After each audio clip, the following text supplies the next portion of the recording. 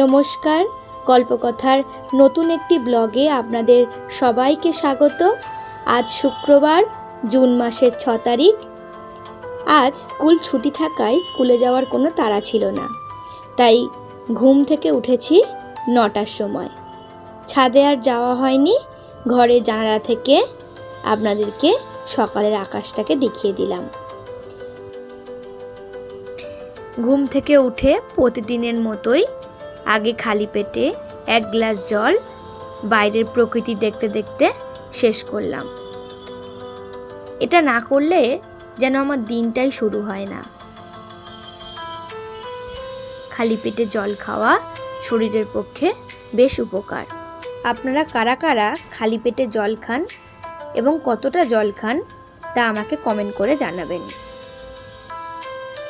তারপরে বাইরের বিছানা তুলে নিলাম, বারান্দাটা একটু পরিষ্কার করে ঝাড় দিয়ে দিলাম, আর নিজের ঘরের কিছু জামা কাপড় ছিল সেই জামা কাপড়গুলোকে সুন্দর করে ভাঁজ করে আলনায় গুছিয়ে রাখলাম।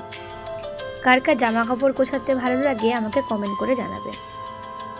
তারপর তেমন কোনো আর কাজ ছিল না, তাই বইটা নিয়ে একটু বসলাম। বই পড়ে স্নান টান সেরে নিলাম। সেরে নিয়ে আজকে দুপুরের খাবার খুব সিম্পল ছিল, কারণ প্রচণ্ড গরম পড়েছে না।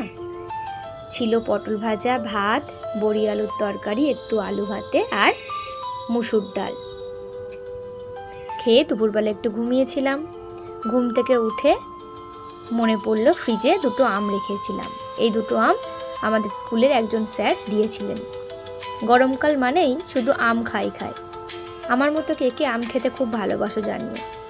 তারপর ছাদে আমটা কেটে নিয়ে এসে একটু ঘুরতে ঘুরতে আমটা খেয়ে শেষ করে দিলাম। ছাদে ঘুরতে ঘুরতে এমনভাবে আম খেতে বা কোনো কিছু খেতে বিকালে করে কার ভালো লাগে জানাবেন। তারপর সন্ধে হয়ে গেছিল, ওরা পড়তে চলে এসেছে। তাহলে আজকের মতো পড়িয়ে নিই ওদেরকে। আপনাদের সঙ্গে দেখা হচ্ছে পরবর্তী একটি ব্লগে।